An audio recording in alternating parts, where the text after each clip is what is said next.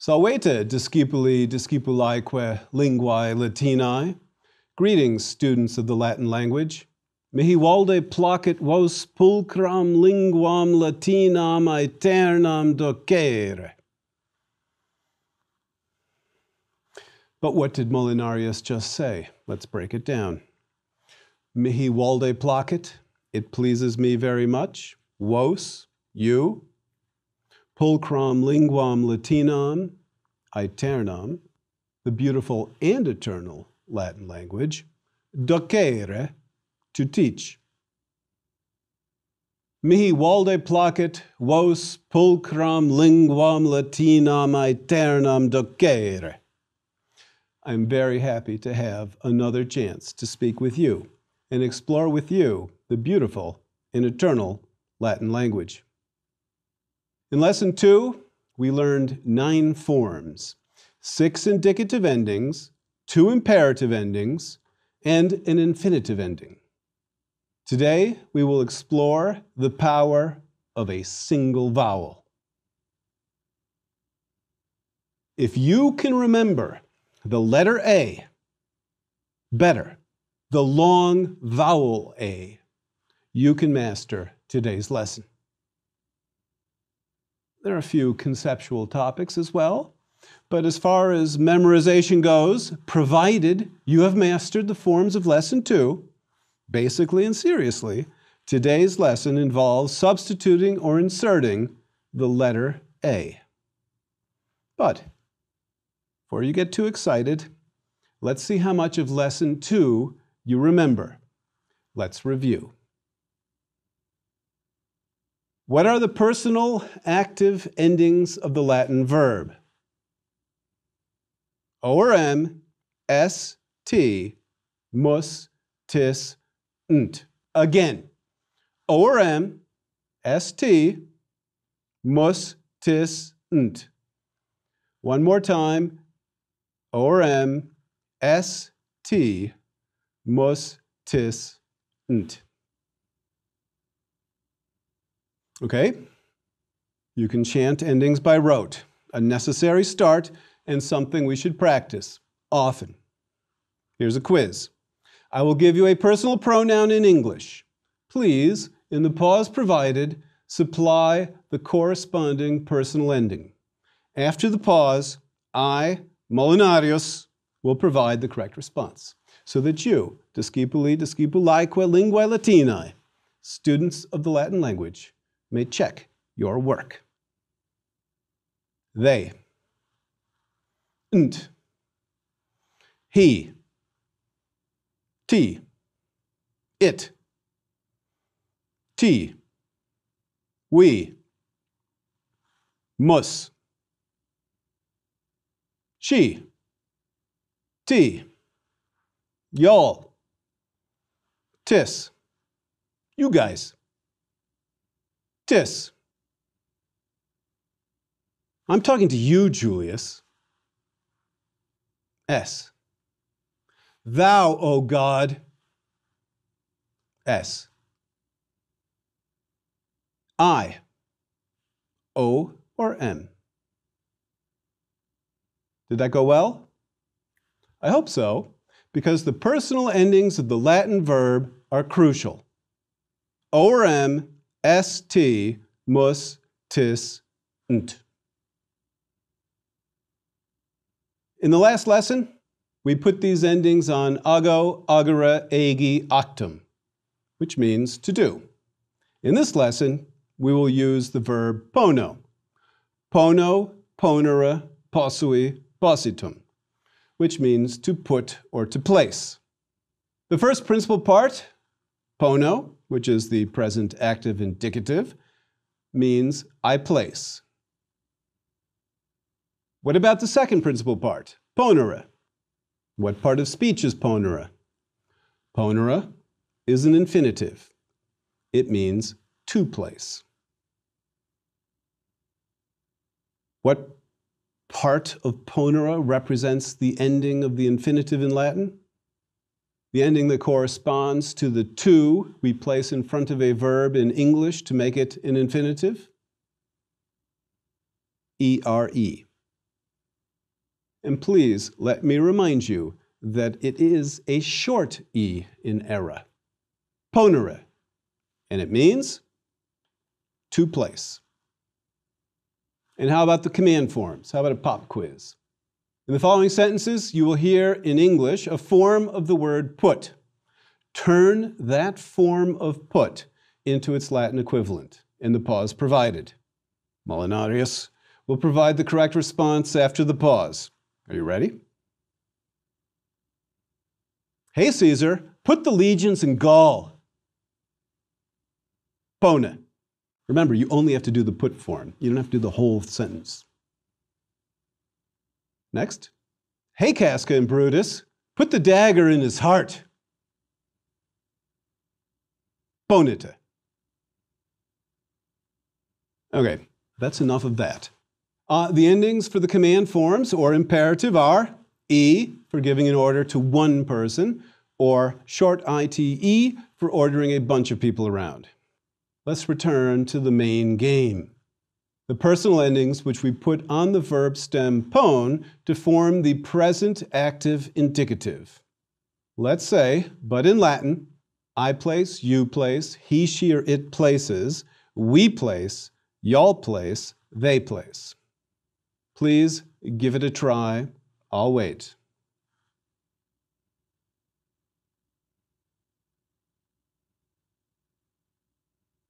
Okay, is this what you said? Pono, ponis, ponit, ponimus, ponitus, ponunt. Did you say pono for the first person singular? And then did you put an I before all the personal endings except the very last one, inserting a U before the NT of the they form, the third person plural? If so, you nailed it.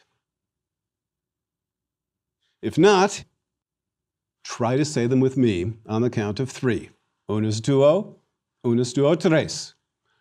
Pono, ponis, ponit, ponimus, ponitus, ponunt.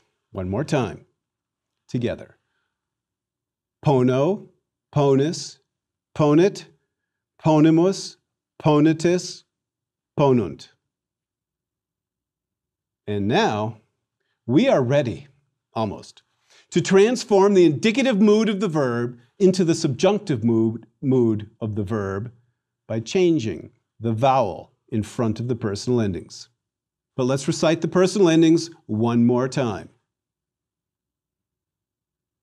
O or M, S, T, mus, tis, nt. And today, you will discover why I asked you to say O or M from the get-go. This is very exciting. I hope you realize just how powerful the insertion of just one vowel is going to be. We are going to change our attitude toward the action from the indicative, i.e., we're also matter-of-fact and objective, we are pointing out the obvious, to we're kind of moody, doubtful, wishful, bossy. But let's form the subjunctive first. Let us compare and let us contrast. I place, pono. Let me place, ponam. We inserted an A for the O, and then we added our alternative first person singular ending M. Now you understand. The second person is even easier.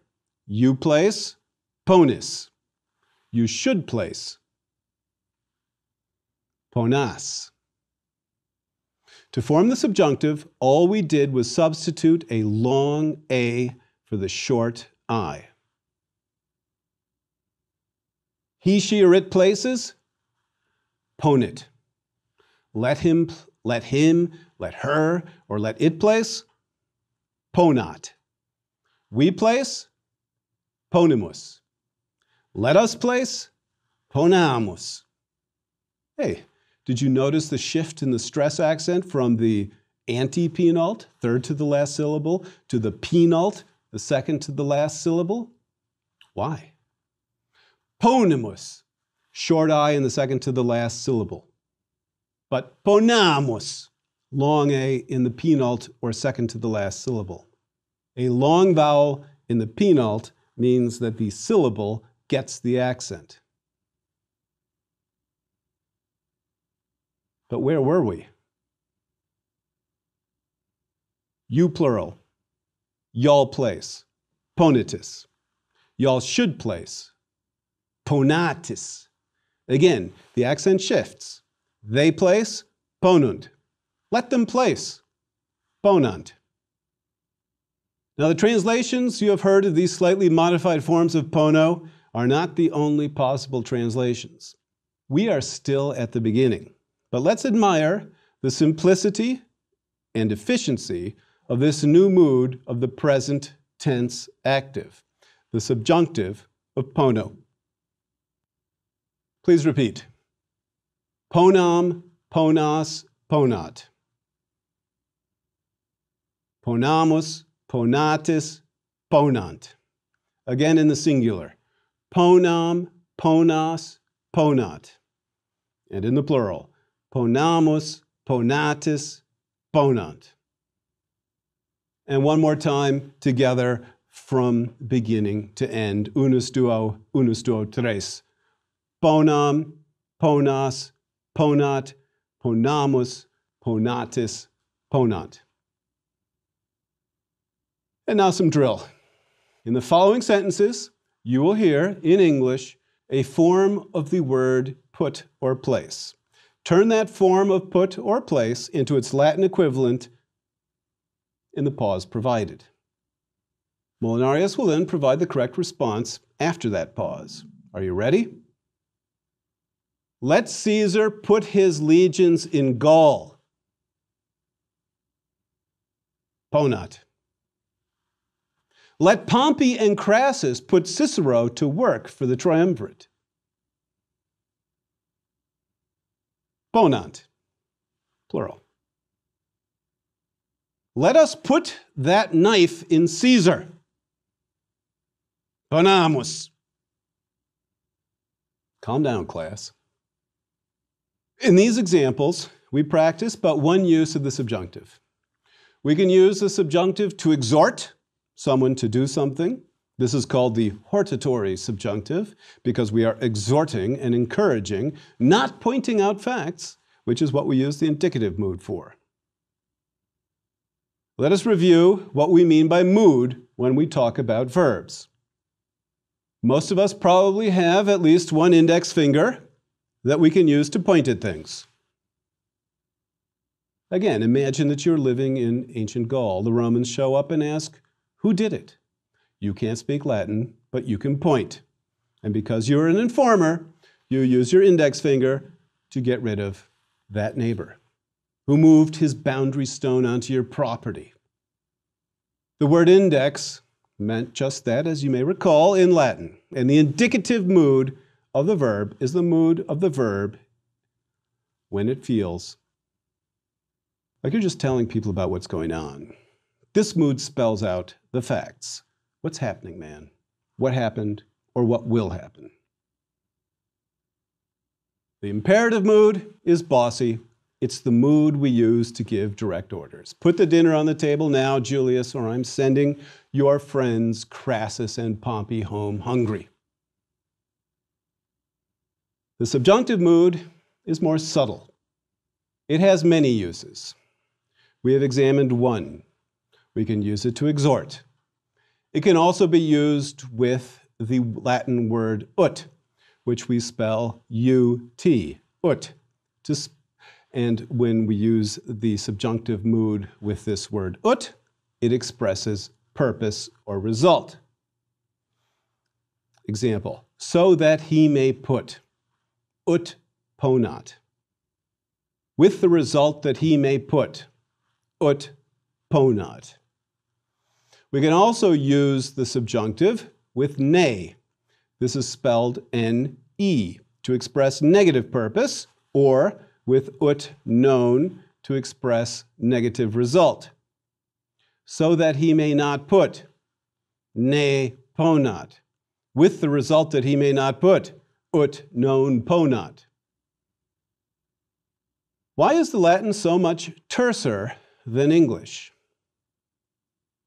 Because I use convoluted English to capture the sense of the subjunctive more precisely. We can, in English, express purpose with an infinitive. Good Latin prose does not do this. Casca, for example, attends the Senate to put his dagger in Caesar. We use the infinitive to put to express the purpose. Good Latin would not use the infinitive. Instead, it would use the subjunctive, which we can mimic in English. Casca attends the Senate so that he may put his dagger in Caesar.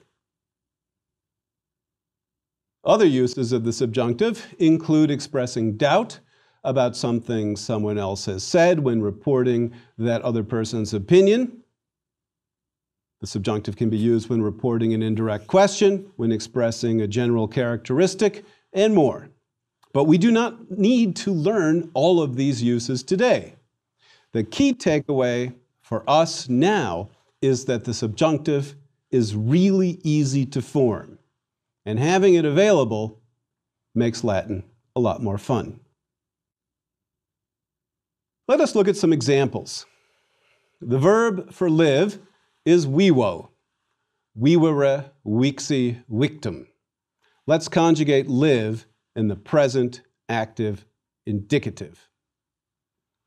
Vivo, vivis, vivit, vivimus, vivitis, vivunt. Let's conjugate live, or the verb, vivo, vivere, vixi, victum, in the present active subjunctive. We're just going to insert that long A before MST, mustis, nt. Are you ready? Unus duo, tres. We wam, we was, we wat, we wamus, we watis, we want. How do we say, let us live? We wamus. In the 1st century BCE, a poet by the name of Catullus had a girlfriend whom he called mea lesbia, or my lesbia. How would we say, let us live, my lesbia? Vivamus, mea lesbia. And that is exactly how Catullus begins one of the most famous love poems to survive from the ancient world. And as long as we are on the topic of love, we might try drink. Bibo, bibera, bibi. The verb's defective, so it only has 3 parts. It means drink. Please conjugate drink in the present active subjunctive. Bibam, bibas, bibat, bibamus, bibatis, bibant. In the following sentence, you will hear in English a form of the verb drink. Turn that form of drink into its subjunctive Latin equivalent in the pause provided. Molinarius will provide the correct response after the pause. Are you ready? Let me drink. Bibam. You know, lesbia, you should really drink more. Bibas. Remember, you only have to do the drink. Lesbia. I brought wine so that you may drink. Ut bibas. You should drink. You may drink so that you may drink. You drink. Depending on the circumstances, all of these may be represented by bibas. How can this be? In Latin, the subjunctive represents the attitude of the speaker to the action. We represent attitude in English differently, hence the lack of one-to-one correspondence. But now my attitude is permissive. Please try this one. Let her drink. Bibat. Let them drink. Bibant. Let's drink. Bibamos. Okay, it's enough drinking for now. Let's try a more productive verb. The verb fio, fieri, factus sum, which means to be made, to happen, to become, and thus to come into existence. It's an irregular verb, but it's easy enough to conjugate in the present tense subjunctive. Just take the stem of the first principal part, fio, remove the O, insert A, and then add the personal endings. Let's conjugate it in the present subjunctive. Fiam, fias, fiat, fiamus, fiatis, fiant. How would you say, let them be made, let them come into existence? Fiant. The Latin word for light is lux. If you were God and you spoke Latin and you wanted to say, let there be light, how would you say this? Fiat lux. And indeed, let's take another look at the passage from the Bible that we used for pronunciation practice in Lecture 1. Dixitque Deus, fiat lux. And God said, let light be made, or let light come into existence. God, or at least Jerome, who provided the Latin translation, knew his subjunctive. Try this one. Let it be made. Fiat. And so, without God and without light, we get a car, a Fiat. But that is, I confess, mea culpa, a bad joke. Fiat comes into English, however, as something done by decree. What is fiat money? Literally, the phrase means, let there be money. Money that was created by someone's order. The government and God have the power to insert. They have the power to insist that there will be done. And the Latin subjunctive provides a helping hand. Here's another verb with just 3 rather than 4 principal parts. Desino, desinera, desii, which means cease, desist, as in cease and desist, stop. Let's conjugate desino in the present tense indicative. Desino, desinis, desinit, desinimus, desinitis, desinunt. Let's conjugate this verb in the present tense subjunctive. Desinam, desinas, desinat, desinamus, desinatis, desinant. You'll recall that I mentioned the poet Catullus. Did I tell you that Catullus was unhappy? Of course I did. I told you that he had a girlfriend. Catullus wrote another poem, and in the first line he talks to himself. First he calls himself terribly, miserably unhappy. The Latin word is miser. But Catullus is trying to cheer himself up, or at least give himself a pep talk, and you already know enough Latin to figure out the first line of this poem. At least you do if I tell you that ineptire is an infinitive that means to be a fool. We get the English word inept from this word. At all events, miser Catullus talks to himself in this opening line and says in Latin, miser Catulle, desinas ineptire. Notice how miser Catulle is set off by a comma. That is because he is talking to himself. It would be as if I were to ignore you, discipuli, discipulaeque linguae Latinae, and instead address myself. Miser Molinari. Why do I call myself a wretch? This is just one of the sacrifices I make for my students. But to return to our poet. Miser Catulle desinas ineptire. Where is the main action? It's in the verb, of course, which is desinas. How do we translate it?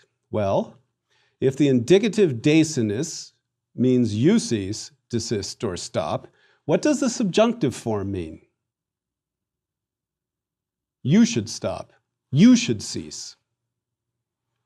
The infinitive gives us more information. It completes the meaning of the verb cease. That is, you should cease to be a fool. Miser Catulla, desinas ineptire. Unhappy Catullus, cease, or you should cease, you really should cease to be a fool. Or if we translate more loosely, Catullus, you wretch, stop being such an idiot. We can tell a little story. Vivamus mea lesbia. Let us live, my lesbia. Bivamus. Let us drink. I reckon you can figure out how Lesbia responded to the poet's invitations. And then after that response, Miser Catulla desinas ineptire. But we do not want to end on that note. Let us take the verb learn. Disco, discere, didici. Another verb with 3 principal parts. Together with our other verbs and a few nouns, we can practice reading some sentences. Lingua means tongue or language. Linguam Latinam disco. The verb ends in O, and it's indicative. So, translation, I learned the Latin language. Linguam Latinam discimus. The verb now ends in mus. So we are the subject. Is the verb indicative or subjunctive? It's indicative. So we're stating a simple fact. We learn the Latin language. Linguam Latinam discamus. What is the mood of the verb now? That long A is the giveaway. Discamus is subjunctive. How does this change our translation? Let us learn the Latin language. Do you remember that the word ut can be used with the subjunctive to express purpose, and ne with the subjunctive to express negative purpose? Bibamus ut vivamus. Let us drink so that we may live.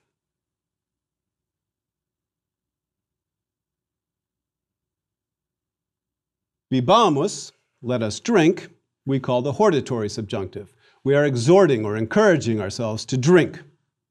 Come on, guys, let's just do it. Let's drink. Bibamus, ut vivamus, so that we may live.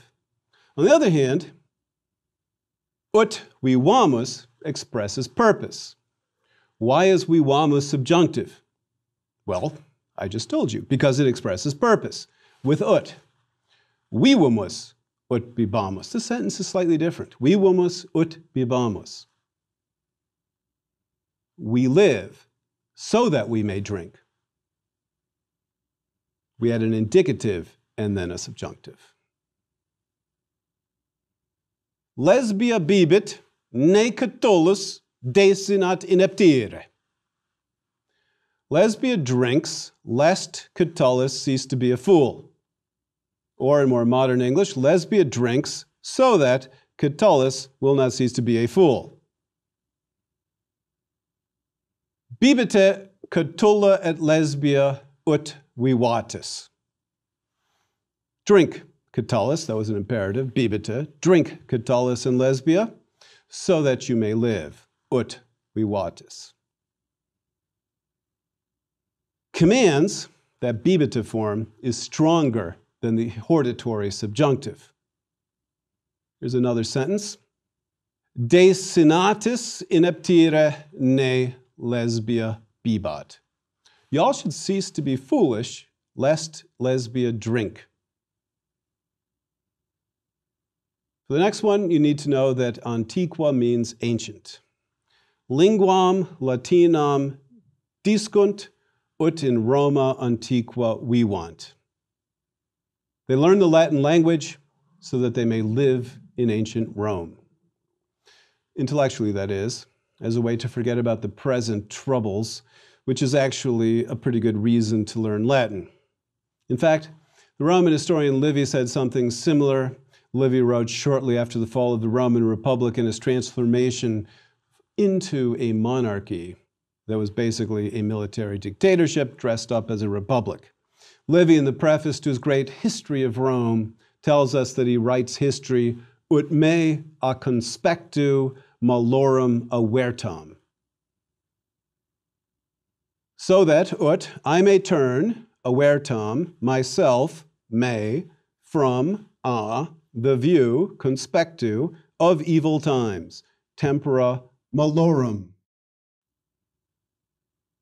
Granted, that's a tough sentence for lecture 3, but you can already appreciate that avertam is first person singular present active subjunctive, ut avertam, so that I may turn away.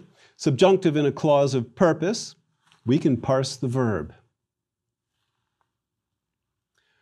Alas, it is now time that I turn myself away from you, so that you may learn Latin, ut linguam Latinam discatis, and practice it on your own before we meet again.